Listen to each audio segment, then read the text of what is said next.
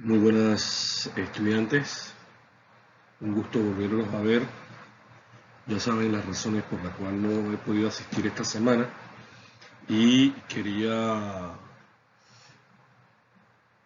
grabarles lo que les había prometido para cumplir con los tiempos en los cuales tenemos que ir avanzando con la lectura. Recordarles nuevamente que ustedes tienen que ir leyendo en paralelo a como vamos avanzando. La semana pasada yo les conversé sobre el capítulo número 6. Hoy voy a iniciar esta grabación haciendo solamente una mención muy por encima de cada uno de los puntos que está en este slide. Y la grabación en sí va a ser sobre el capítulo número 7, la caída, ¿no? Entonces, para esos efectos voy a comenzar de inmediato para no perder eh, mayor tiempo. Permítame un momentito más.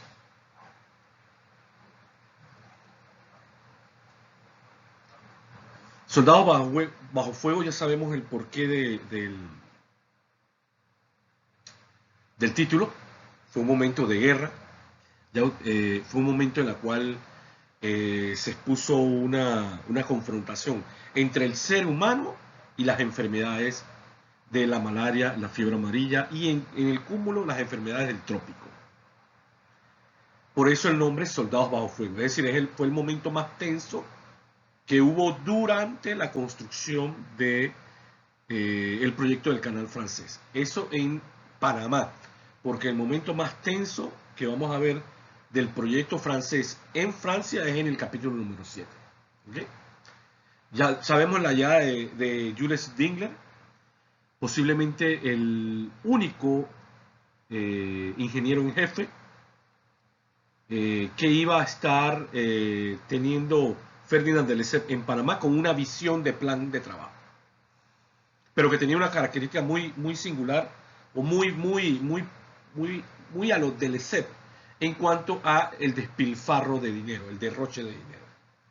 Jules Dingler llega con todo el bombo y el platillo, llega con una actitud de prepotencia, una actitud de limpiar, de arreglar las cosas, de implantar un plan de trabajo que permitiese producir el tiempo, producir y salvar el tiempo que se había perdido en años anteriores. Le da un impulso que podemos decir un impulso positivo. ¿Okay? Le da un nuevo impulso positivo a la etapa de la construcción y las excavaciones. Pero se mantuvo el derroche financiero que yo les comentaba, y entre eso uno de los derroches financieros que mucho se le indilgó después ya en las investigaciones, la casa que se hizo, un tipo mansión, esta es literalmente la casa, donde iba a habitar él y su familia, porque él se trajo a su esposa, a su hija, a su yerno, o sea, al recién esposo de su hija y a su hijo. Se trajo a su familia, viviendo prácticamente de los lujos que permitía la vida adinerada, propiamente de los recursos que eran de los inversores hormigas, como yo decía, de franceses, de los miles y miles de franceses que habían aportado al financiamiento del canal. El tema de fuego, el tema de la guerra, comienza entonces con la gran pérdida de vidas humanas. La marea y la fiebre amarilla comenzaron a costar la muerte tanto de trabajadores como de altos funcionarios o altos elementos dentro de la estructura jerárquica de la empresa del canal francés.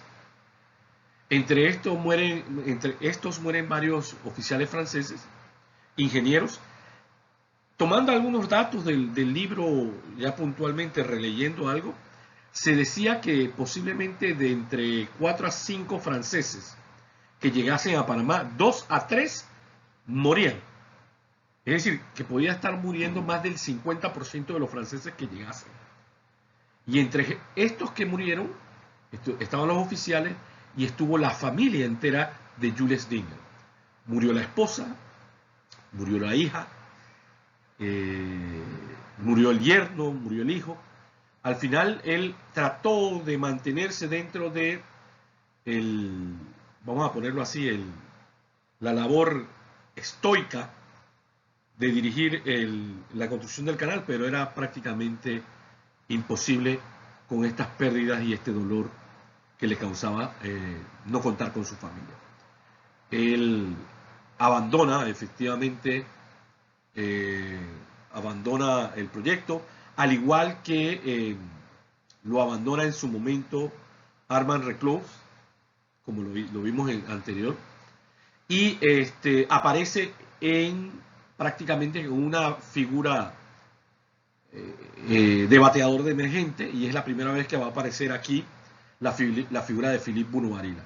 La figura de Philippe Bunau-Varilla va a ser trascendente para la historia a partir de este momento. Él va a estar a la mano cercana de Ferdinand de Lesseps, conociendo toda la parte técnica. Ya vamos a ver que en el capítulo número 7 él da una propuesta para salvar el proyecto, una propuesta mixta, utilizando esclusas, utilizando lagos, represas de lagos, no utilizando el ferrocarril, pero sí utilizando el agua para poder servir como vías de manejo de los desechos, de las excavaciones. Era toda una propuesta técnica mixta, en la cual echaba por tierra el proyecto de un canal a nivel hasta cierto punto, y iba en contra de los ideales que tenía ya impuestos en su cabeza Ferdinand de Lesseps, que era hacer un canal a nivel cueste lo que cueste. Vamos a ver después las investigaciones de Rousseau, donde se establece que era inviable el canal a nivel y que había que hacerlo de alguna u otra forma, o sea, a esclusas, para poder salvarlo. Hablamos en la clase anterior de lo que es la corrupción. Hablamos también de la burocracia. En este momento no voy a hablar de eso. Ya lo dijimos en clase. Hablamos de la admiración de los admiración de los ingenieros norteamericanos, que aún a pesar de los problemas que estaban presentando los franceses, vieron avances importantes, ¿no?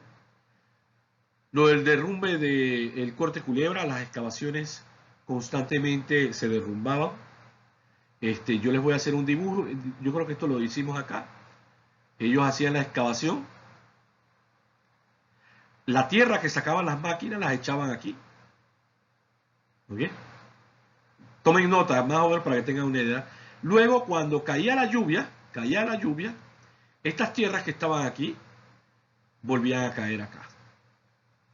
Entonces parecía increíble que los franceses no se habían dado cuenta que más que un trabajo de excavación, era un trabajo de cómo se manejaban los desechos, es decir, cómo se manejaba lo que se excavaba, era la clave para hacer la excavación.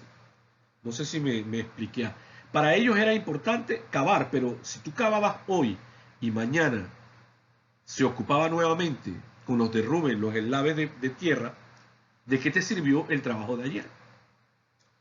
Y el libro hace mención sobre eso. ¿Cómo es posible que ellos no entendieron que más importante que cavar, o antes que cavar, era pensar dónde iban a colocar las tierras, las enormes cantidades de tierra y piedra que iban a excavar? ¿Qué pasaba? Si no las ocupaban a los lados de la excavación, las llevaban a ciertos lugares donde de alguna u otra forma represaban, hacían como una especie de redondel. ¿Y qué pasaba aquí? Y si me siguen, se llenaba esto de agua. Al llenarse esto de agua, vamos a llenarse esto de agua, de aquí se daba entonces la proliferación de los mosquitos Aedes aegypti y Anopheles. Y ahí voy a poner unos, como si fueran unas gaviotinitas, pero son mosquitos. Y estos mosquitos venían y a los trabajadores que estaban en las construcciones los picaban. Y picaban entonces ya contaminados. Habían otros trabajadores que eran picados por esos mosquitos y así se iban, picados por el mosquito. Y comenzaban entonces a morir prácticamente en serie. El ferrocarril lo estaban utilizando para ir a Cerro del Mono, creo que se llamaba, que era donde estaban metiendo prácticamente en fosas, no clandestinas, pero fosas abiertas, cantidad de cuerpos de trabajadores y personas que estaban, algunos trabajadores, otros civiles también, tanto de las ciudades de Panamá y Colón, porque el constante tráfico entre las operaciones del canal y las ciudades de Panamá y Colón generaba las contaminaciones constantes en todo lo que era el área que circunscribía las operaciones de la construcción del canal francés. Era un total caos. ¿Sí? Si a esto le sumamos la burocracia, que ya les había mencionado, esa errónea idea de control, con un excesivo papeleo, con un excesivo proceso, una cantidad de procesos innecesarios, que dilataba el poder manejar mejor los recursos, los repuestos, el dinero, las estafas de la corrupción y del carbón, como ya lo explicamos. Todo esto iba encaminando a ser una gran bola, que comenzó desde la forma tan arbitraria y tosca y tosuda de Ferdinand de Lefebvre, hacerse más grande y más grande y más grande y más grande, acumulándose cuando el problema no solamente, ya a esta altura, era Ferdinand de Lesseps. Ferdinand de Lesseps fue el principio del problema. El principio del problema fue Ferdinand de Lesseps y lo testarudo que era. Pero después se fueron acumulando, todo esto sin tener un plan. Como mucho, el plan de Jules Stingler no se pudo poner en ejecución porque él se fue. Abandonó la obra después de ya haber perdido a su familia. Ese es el capítulo Soldados bajo fuego. Vamos a ver el siguiente capítulo. Creo que esta grabación nos puede dar unos 30 minutos o unos 25 minutos. Vamos a ver entonces el siguiente capítulo. La caída, el capítulo número 7. Es bien importante darles a conocer algo. La comunicación que de Lesseps daba en sus entrevistas o en sus medios de relaciones públicas en Francia, siempre eran optimistas. Siempre planteaba el hecho de que todo iba a mejorar, que sí habían condiciones que estaban entorpeciendo la labor. Pero fue tanto la presión de otra información distinta a la que él daba, tanto fue como decir el refrán, cuando el río suena es porque piedras trae, que fue impulsado a hacer su segundo viaje a Panamá. Recuérdense que su primer viaje lo hizo después del Congreso de París, ¿okay? Cuando ya había obtenido el beneplácito de la ingeniería mundial, que fue toda una estafa, ¿no? Ese fue el primer viaje. Y ahora viene el segundo viaje. Ya las cosas no están iguales, ¿eh? En el primero era como la luna de miel. En el segundo la situación se visualizaba un poquito más tétrica, ¿no?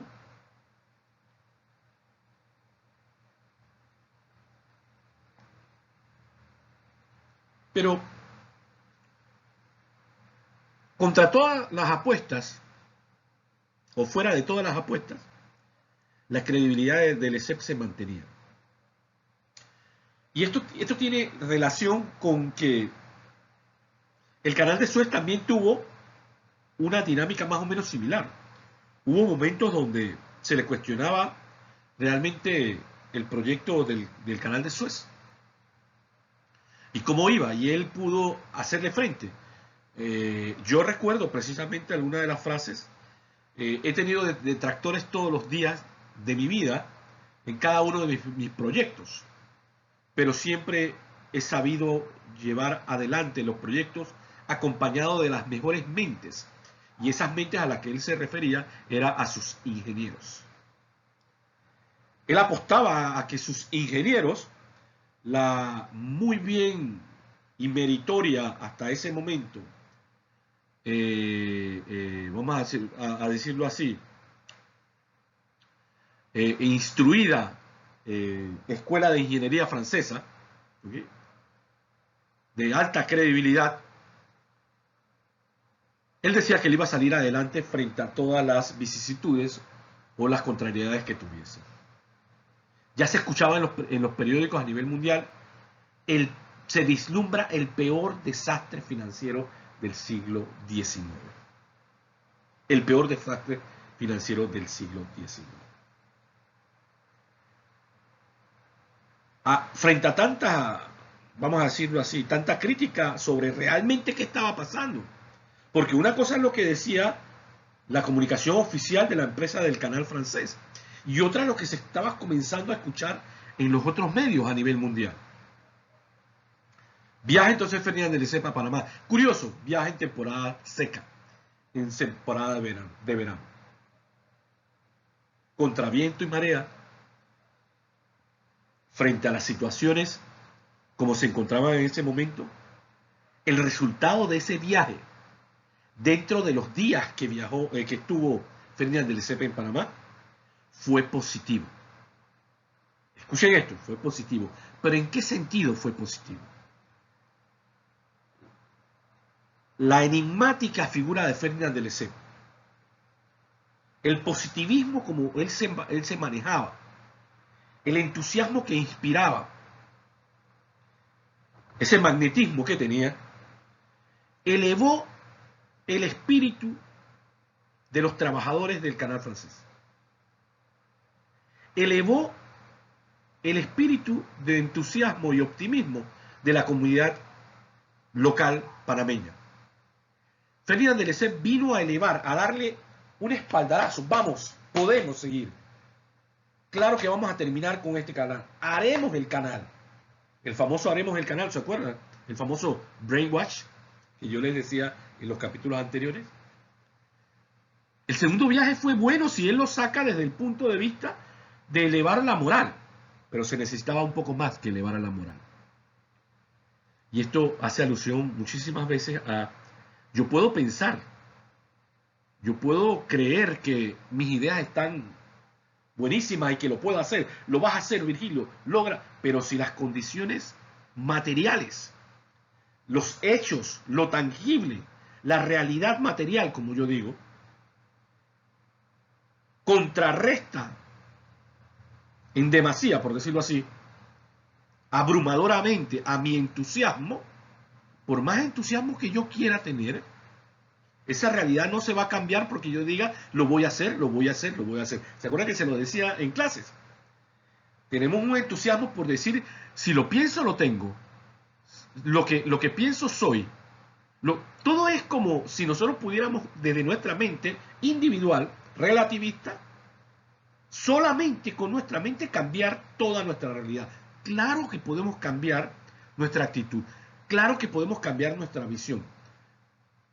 Pero no solamente la mente, hay que materializarlo con los hechos, con los actos. Esa fue una victoria y un segundo viaje apoteósico de sueños de opio, diría yo. Fue a venderle hielo a los esquimales. No había nada que hacer allí. No servía nada a Ferdinand de Lesseps llegando a Panamá y regresando a Francia. ¿Y qué ustedes creen que hizo cuando regresó a Francia? Pueblo francés. El canal se va a hacer.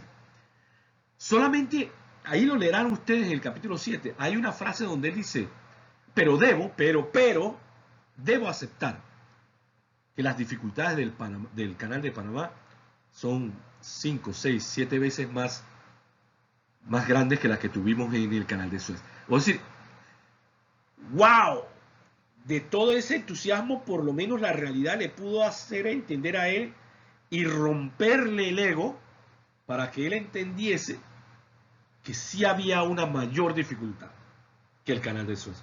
Pero lo vamos a hacer. Y comienza el discurso que él requiere nuevamente el apoyo de todo el pueblo francés. Miren, Ferdinand de Lesseps pudo haber sido un político de la época actual nuestra y si hubiese ganado al mundo, hubiese sido el presidente del planeta. Si fuese que el planeta tuviese que votar por un presidente único. Ese fue Ferdinand de Lesseps. Pero antes de la visita de Delessert pasó algo que quiero comentarles aquí. Y es este señor, Armand Rousseau. Armand Rousseau.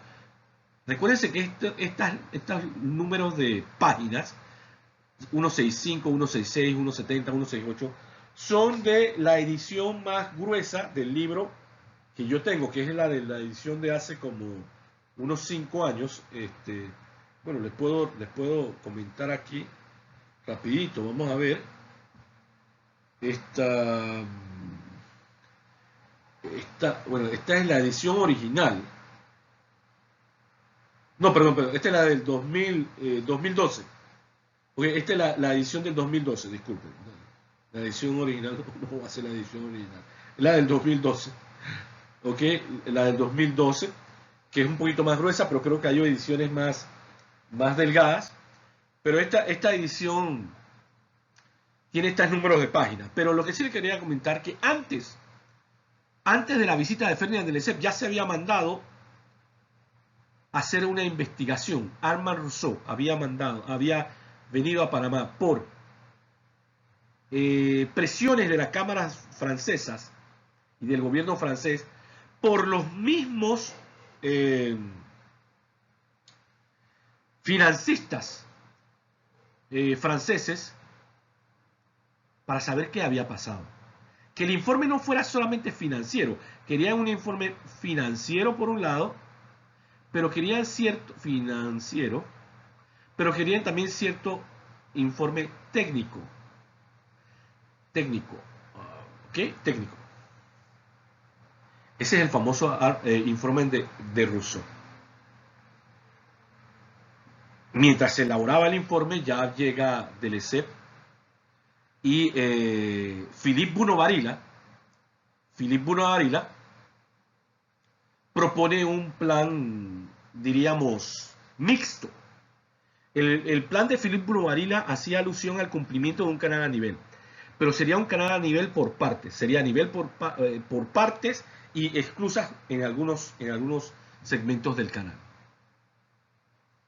Pero las esclusas iban a ser hasta cierto punto, y esto se lo estoy más o menos tratando de dar a entender, está en el libro, también un poquito confuso el manejo técnico de cómo fue esto, pero mencionaba el poder represar y hacer segmentos de lagos que funcionasen para que en esos lagos trabajasen las dragas, flotaran las dragas, y trabajasen también los barcos las barcazas que iban a llevarse la tierra. Es decir, el plan de Philippe Bunau-Varilla contemplaba la importancia de mover y despejar la ruta del canal francés para que no existiese los deslaves.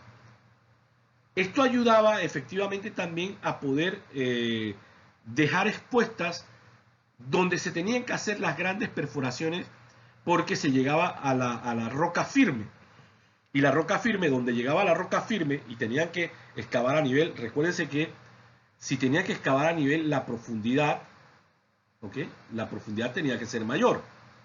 Y llegaba un momento que llegaban a la roca firme, y si la pala venía, ¿ok?, y golpeaba la roca, ya no era tan fácil. Entonces, ¿qué pasó? Lo que se pensó es que se iba a llenar esto, por ejemplo, se iba a hacer aquí un dique, esto se llenaba de agua, la pala iba a entrar, pero sumergible, aquí está el armazón, iban a colocar entonces dinamitas. ¿Ok? Al explotar las dinamitas, entonces podían sacar las piedras, y estas piedras, como las iban a partir en segmentos, ya eran más movibles por las palas, y las iban a mover entonces estoy tratando de mostrarles más o menos, con barcazas. ¿Okay? Y estas barcazas con las piedras las iban a poner en lugares muy separados, lejos de la área donde estaba la construcción.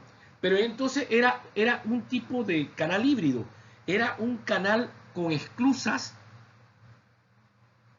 para su propia construcción, pero que él consideraba que al final, porque Philippe Bunau-Varilla manejó este concepto bastante ingenioso, aplaudido por muchos ingenieros y criticado por otros, que podía dar la posibilidad que en los segmentos donde se había podido trabajar el canal a nivel, se pudiesen trabajar esos llenados y generar, como quien dice, pasos temporales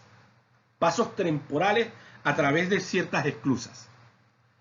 Espero haberme podido explicar esto.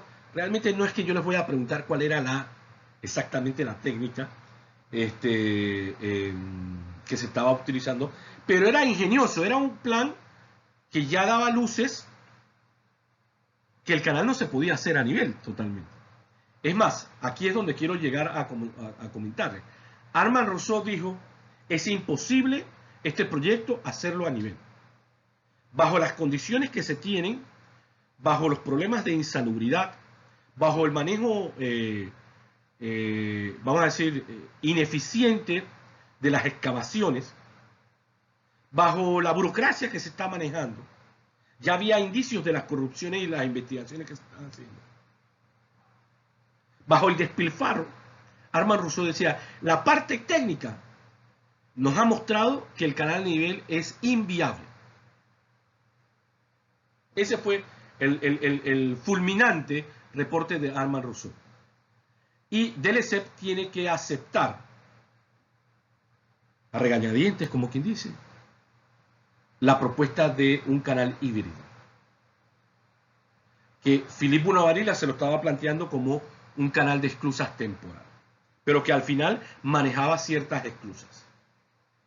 Pero faltaba el factor dinero. Y por octava vez en 8 años, se habían emitido bonos, ¿ok? Bonos para salvar las obras, ¿no? En la parte financiera. Creo que las cifras, si no me equivoco, necesitaban 600 millones de francos aproximadamente, ¿no? Ya el pueblo francés ya había participado, si no me equivoco, con casi mil millones de francos. Las cifras puedo equivocarme, pero ustedes saben que yo no les cuestiono estos datos, ¿no? Es decir, ya el pueblo francés se había puesto la parte financiera al hombro y se le estaba pidiendo nuevamente que el pueblo francés volviese a creer en un proyecto que estaba a punto de irse a la quiebra para poder salvarlo. Fueron a los bancos franceses para ofrecerle, para poder obtener unos préstamos. ¿Saben qué les dijeron los bancos franceses para poder darle ese préstamo? Las garantías, adivinen cuál eran. Uno de los activos más importantes que lo habían comprado a 3 veces más caro. ¿Se acuerdan? ¿Qué activo había comprado Ferdinand Delessep 3 veces más caro? El ferrocarril de Panamá. Y los bancos franceses dijeron, yo me lo imagino, ok, tú quieres plata para concluir tu obra. Las garantías, porque los bancos querían, yo no me voy a ir a la quiebra, te irás a la quiebra tú, pero yo garantizo mi préstamo con las acciones del ferrocarril de Panamá. Los bancos nunca van a perder, chicos, ¿eh? Ellos se van a cubrir en salud. Y efectivamente, en ese momento, Charles Delessep, que fue el que hizo las negociaciones, no puso a disposición de los bancos las acciones, porque ese era uno de los bienes más preciados que tenía la empresa de su padre, que tenía Ferdinand Delessep. La emisión de los bonos fue un fracaso, hasta cierto punto. Recuerdo, si no me equivoco, creo que se habían vendido de 600 millones de francos en bonos, no se había recuperado finalmente hasta 150 millones. O sea que trataron de obtener esto para poder salvar la quiebra, pero lograron hasta 150 millones. Curioso, creo que era el 12 de diciembre. El 12 de diciembre de 1883, 89, ¿no? Del 12 de diciembre de 1888, si no me equivoco, mire que me estoy confundiendo con las fechas, pero ya se las voy a decir. Se las voy a decir. Ajá. El 12 de diciembre de 1888. Las emisiones de los bonos tuvieron por un año. Desde 1987 estuvieron las emisiones de los bonos y no se habían podido vender a plenitud. El 12 de diciembre de 1988, o sea, un año después aproximadamente, se estaba esperando al señor Ferdinand de Lesseps. Ya era un hombre mayor, ya las fuerzas no eran iguales. Ustedes se imaginan lo consternada de la mente de Lesseps, las presiones, el peso de la administración de una empresa que representaba no solamente los intereses de él ni de su familia, sino del espíritu emprendedor de los franceses, del prestigio francés. Se para en un meeting, literalmente en la empresa, en las oficinas centrales de la empresa del canal francés, el canal interoceánico de Panamá, que así se llamaba. Y él dice, a la expectativa de todas las personas que estaban allí, entre ellos ciudadanos comunes que habían aportado, como yo les mencionaba, los capitales de hormiga. O sea, las hormigas, ¿se acuerdan la metáfora esta de las hormigas? Las hormigas, cada uno que había traído su poquito de tierrita y había construido una gran riqueza para hacer el canal. Bueno, ahí estaban los ciudadanos. Y él se para y les dice, haremos el canal, hemos salvado la empresa, se han vendido más de 600, no sé, 800 millones. O sea, es decir, él garantizó bajo ciertos parámetros que tanto el hijo le había dado como la información que le habían. Esto es cuando una persona es mal asesorada también, ¿eh? Pasa con los políticos y con los presidentes. Si te rodeas de las personas que te dicen yes man, sí señor, lo que usted diga, no, claro que sí, tú te llenas de ese ultra entusiasmo positivista que yo le digo y te haces pajaritos en la cabeza. Bueno, Ferdinand de Lesseps tenía pajaritos en la cabeza. Y él le dice a los que estaban allí, lo logramos, salvamos, terminaremos y haremos el canal. Terminaremos el canal. Y hubo entonces la algarabía y las fiestas, las personas lloraban. Y él se bajó y se retiró. En la noche comenzaron a llegar otras noticias. La noche del 12, ¿no? Del 12 de diciembre de 1888. El 13 de diciembre, Charles de Lesseps, el hijo, que en ese momento era prácticamente el que estaba a cargo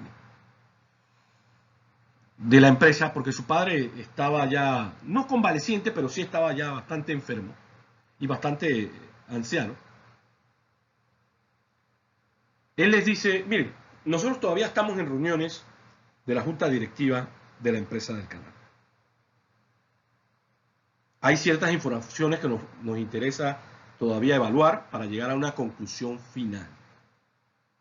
Pero yo estoy aquí para darle una información de qué es lo que está pasando hasta el momento.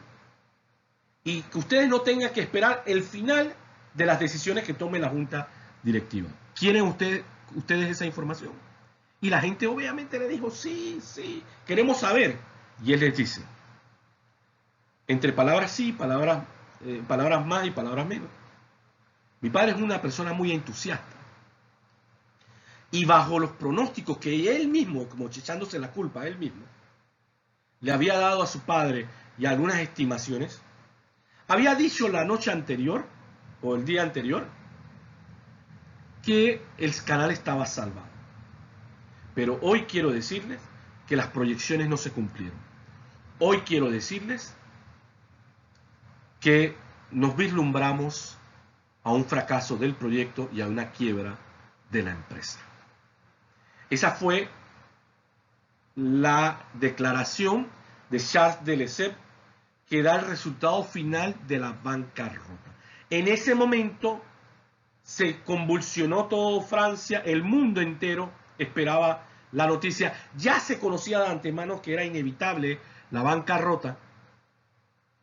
También hubo manifestaciones a favor de la empresa porque los franceses consideraron, pero este proyecto es una gloria de Francia. Debemos salvar el proyecto, debemos salvar el canal. El mismo Ferdinand de Lesseps intentó, en días posteriores, tratar de llevar ese espíritu o cambiar el concepto de que era un proyecto de la empresa del Canal de Panamá a ser un proyecto literalmente francés, o de toda la República de Francia. Y sin lugar a dudas, el fracaso era inevitable. El 4 de febrero de 1889, el fin de la Odisea en Panamá acaba y se da de forma oficial la bancarrota y se colocan a las personas que van a tratar de darle el manejo. Se paralizan todas las cuentas, los depósitos, cuentas y demás, el pago de cuentas, y las personas que se iban a manejar, por decirlo así,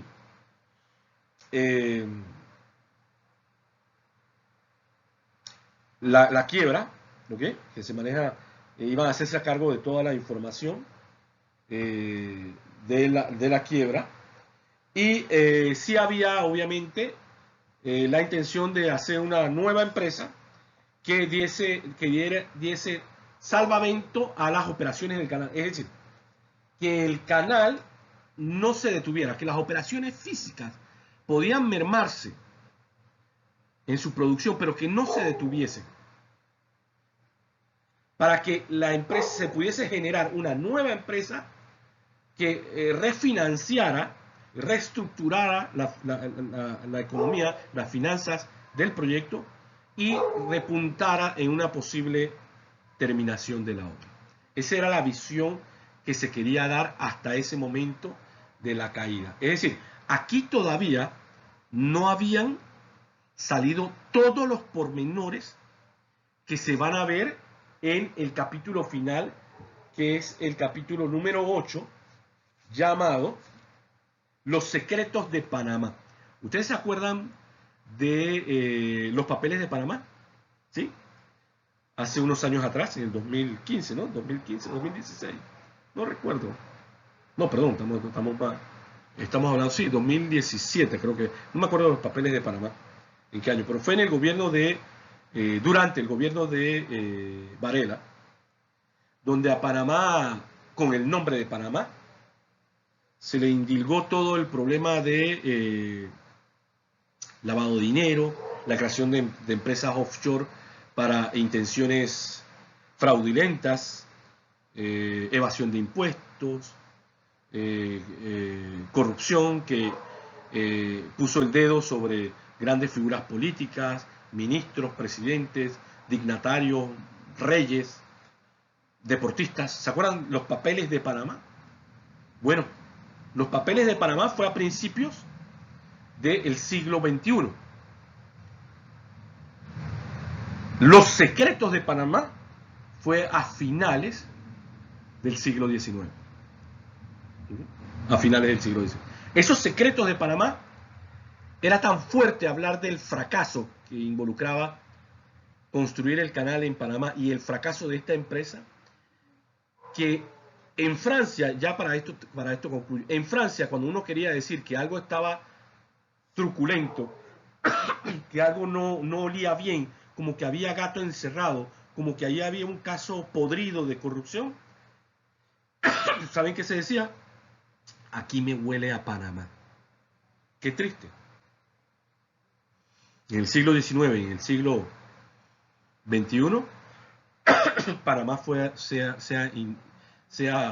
sinónimo de corrupción. Hasta aquí lo dejamos.